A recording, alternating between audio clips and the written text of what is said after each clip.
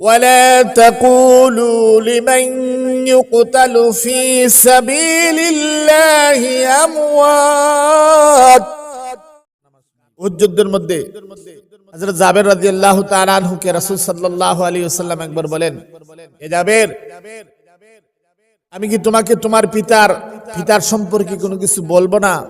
জাবের রাদিয়াল্লাহু তাআলা, ইয়া রাসূলুল্লাহ বলুন। হযরত জাবের রাদিয়াল্লাহু তাআলা এর পিতা উহুদ যুদ্ধের মধ্যে শহীদ হয়েছিল।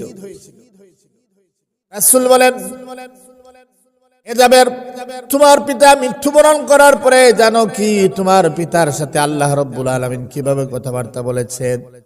আল্লাহ রাব্বুল আলামিন কোন শহীদের সাথে কথাবার্তা বললে পর্দার অন্তরাল থেকে কথাবার্তা বলেন, কিন্তু তোমার পিতার সাথে আল্লাহ রাব্বুল আলামিন সরাসরি কথাবার্তা বলেছেন। তোমার পিতার সাথে আল্লাহ রাব্বুল আলামিন সরাসরি কথাবার্তা বলেছেন। জানো কি কি কথাবার্তা হয়? আল্লাহ রাব্বুল আলামিন তোমার পিতাকে বলেন, তুমি চাও আমার কাছে, আমি আল্লাহ রাব্বুল আলামিন তোমার আশা পূরণ করব। এ জাবের, তোমার পিতা আল্লাহ রাব্বুল আলামিনের কাছে চাইলো, গো আল্লাহ, তুমি আমাকে আবার দুনিয়ার মধ্যে পাঠাও যেন আমি আবার তোমার রাস্তায় শহীদ হতে পারি। আল্লাহ রাব্বুল আলামিন বলেন, এটা তো আমার আদত নয়, এটা তো আমার অভ্যাস নয়, আমার আদতের খেলাফ, অভ্যাসের খেলাফ। আমি যে আবার দুনিয়ার মধ্যে মানুষকে পাঠাইব 2 নম্বর বার, কোন মুর্দাকে আমি দ্বিতীয়বার পাঠাই না। আল্লাহ রাব্বুল, তখন ওই তোমার বাবা আল্লাহ রাব্বুল আলামিনের কাছে বলেন, ও গো আল্লাহ, তাহলে একটা কাজ করেন, যারা শহীদ হওয়ার পরে আপনি তাদেরকে যে মর্যাদা দান করেন, যারা শহীদ হয় আল্লাহর রাস্তায়, তাদের যে নাজ নিয়ামত দান করেন, এর খবর আপনি পৃথিবীবাসীকে পাঠিয়ে দিন। রাসূল বলেন, এর পরিপ্রেক্ষিতে আল্লাহ রাব্বুল আলামিন আয়াত নাযিল করেন, ওয়ালা তাকুলু লিমান ইউকতালু ফি সাবিলিল্লাহি আমওয়াত। আল্লাহ রাব্বুল আলামিন আয়াত নাযিল করেন, প্যারা হাজিরিন, উহুদ যুদ্ধের মধ্যে বড় সাহাবায়ে কেরাম রিজওয়ানুল্লাহি আলাইহিম আজমাইন বড় আপনার জানে সারের সহিত লড়াই করেছেন। আতাদা বিন নোমান বিন বশির রাদিয়াল্লাহু তাআলা আনহু রাসূলের এক সাহাবী। উহুদ যুদ্ধের মধ্যে ওই সাহাবীর কি হয়, আপনার ওই সাহাবীর চোখের মধ্যে আঘাত লাগে। আঘাত লাগার পরে চোখ থেকে চোখটা বাহির হয়ে যায়, চোখের জায়গা থেকে চোখটা বাহির হয়ে তার হাতের তালুর মধ্যে রক্ত লেগেছে। সাহাবায়ে কেরামরা বললেন, রক্ত কেটে চক্ষুটা ফেলে দেই। রাসূলের কাছে গিয়ে বলতেছেন, ইয়া রাসূলুল্লাহ, আপনার সাহাবী নোমান বিন বশির, তার চোখটা বাহির হয়ে গেছে, হাতের মধ্যে আছে, লটকে আছে, রক্ত জোড়া আছে, তার চোখটা কেটে ফেলে দেই, রক্তগুলো কেটে চোখটাকে ফেলে দেই। রাসূল বললেন, না, তাকে আমার কাছে আনো। কাতাদা বিন নোমান বিন বশিরকে রাসূলের কাছে নেওয়া হলো। রাসূল কি করলেন, উনার হাতের মধ্যে তার চোখটাকে নিলেন, হাতের তালুর মধ্যে নিয়ে চোখটাকে চোখের জায়গায় রেখে দিলেন, ঢুকিয়ে দিলেন।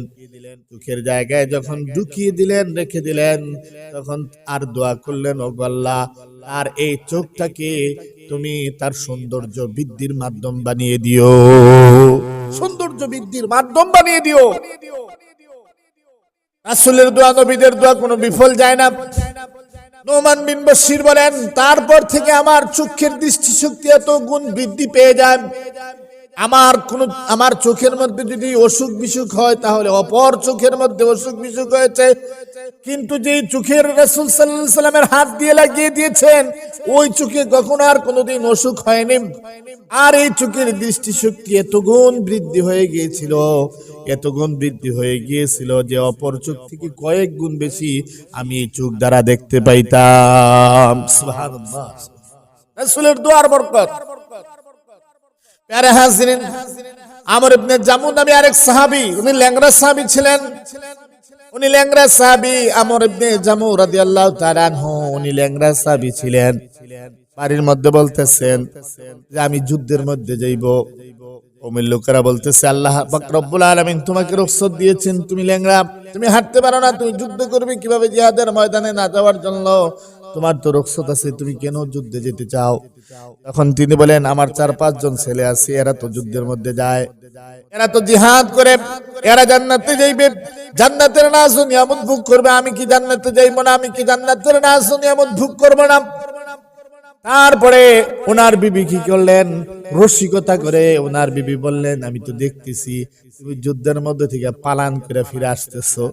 এই কথা বলার পরে তিনি দোয়া করলেন, আল্লাহুম্মা লা তারুদ্দানি ইলা আহলি, আল্লাহুম্মা লা তারুদ্দানি ইলা আহলি।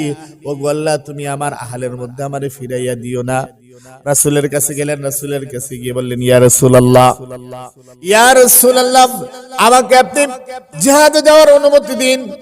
রাসূল বলেন, হে আমর ইবনে জামু, তোমাকে আল্লাহ রাব্বুল আলামিন ইখতিয়ার, তোমাকে আল্লাহ রাব্বুল আলামিন রুখসত দিয়েছেন। তুমি মাজুর মানুষ, তুমি অসুস্থ মাজুর মানুষ, তোমার পাও নাই, লেংড়া, তুমি হাঁটতে পারো না, তুমি যুদ্ধের মধ্যে যে কি করবা, তোমার যুদ্ধে যাওয়ার দরকার নেই। তখন আমর ইবনে জামু বলেন, ইয়া রাসূলুল্লাহ, আমার ছেলেরা জান্নাতের নাজ নিয়ামত ভোগ করবে আর আমি জান্নাতে যেতে পারবো না, আমার কাছে দুঃখ লাগে, আমার কাছে ব্যথা লাগে, আমার কাছে কষ্ট লাগে। তারপরে রাসূল সাল্লাল্লাহু আলাইহি সাল্লাম যখন দেখলেন তার এরকম হৃদয় নিংড়ানো কথাবার্তা, তখন রাসূল তাকে অনুমতি দিয়ে দিলেন যুদ্ধে যাওয়ার জন্য। যখন রাসূল তাকে অনুমতি দিলেন, তখন কি করলেন, উনি যুদ্ধের মধ্যে যাওয়ার জন্য রওনা দিলেন। যখন তিনি যুদ্ধের মধ্যে যাওয়ার জন্য রওনা দিলেন, তখন উনি যুদ্ধের মধ্যে যাচ্ছেন, এমন তো অবস্থা, এমন ভাবে যাইতেছেন, এমন গতিতে যাইতেছেন, তার সুস্থ ছেলেও পর্যন্ত তার পিছনে পিছনে হাঁটতেছিল, তার সাথে হাইতে পারতেছিল না। যুদ্ধের এত আপনার জিহাদের জন্য এত এসকার মহব্বত ছিল, প্রেম ভালোবাসা ছিল যুদ্ধের জিহাদের প্রতি। জিহাদের ময়দানে যাওয়ার পরে তিনি কি করলেন, যুদ্ধ করতে করতে শহীদ হয়ে গেলেন। ওনার সন্তান যুদ্ধ করতে করতে শহীদ হয়ে গেল। যখন ওনার সন্তান শহীদ হয়ে গেল, উনি শহীদ হয়ে গেলেন, ওনার বিবি আসলেন জিহাদের ময়দানে, উটের উপর তুললেন তাদের লাশগুলো মদিনার মধ্যে নিয়ে যাওয়ার জন্য। যখন উটের মধ্যে তোলা হলো, তখন উটার সামনের দিকে যায় না, উটার সামনের দিকে যায় না। রাসূলকে গিয়ে বলতেছে, ইয়া রাসূলুল্লাহ, এই উটটাকে সামনের দিকে নিতে পারি না, এই উটটাকে মেরে রক্তাক্ত করেছি, বসে যায়, তারপরে আমি রক্তাক্ত করে তারে তুললাম, তারপরে উট সামনের দিকে যায় না। তখন রাসূল বলেন, আচ্ছা আমর ইবনে জামুর বিবি, বলো তো সে কোনো কিছু মদিনায় থাকা অবস্থায় কোনো কিছু বলেছিল কিনা না? তখন তিনি বলেন, আমি আমার স্বামীকে ঢং করে আমি একটা কথা বলেছিলাম, আমি আমার স্বামীকে একটু উপহাস করে একটা কথা বলেছিলাম যে আমি তো দেখতেছি তুমি যুদ্ধের ময়দান থেকে পলায়ন করতেছ, এই কথাটা আমি উপহাস করে বলেছিলাম। তখন আমার স্বামী দোয়া করেছিল, আল্লাহুম্মা লা তারুদ্দানি ইলা আহলি, আল্লাহুম্মা লা তারুদ্দানি ইলা আহলি, দোয়াটা করেছিলেন তিনি। তখন রাসূল বলেন, এই দোয়া আল্লাহ রাব্বুল আলামিন কবুল করেছেন, তাকে আর মদিনার মধ্যে তুমি নিতে পারবে না, তাকে ওইখানেই দাফন করতে হবে। তারপরে আমর ইবনে জামুকে ওই উহুদের ময়দানেই দাফন করা হয়। সুবহানাল্লাহ। এটা ছিল সাহাবায়ে কেরাম রিজওয়ানুল্লাহি আলাইহিম আজমাইনদের কারনামা। উহুদ যুদ্ধের মধ্যে সাহাবায়ে কেরাম কি বীর বিক্রম লড়াই করেছিলেন, তাদের কি শৌক ছিল, কি জজবা ছিল যুদ্ধের জন্য।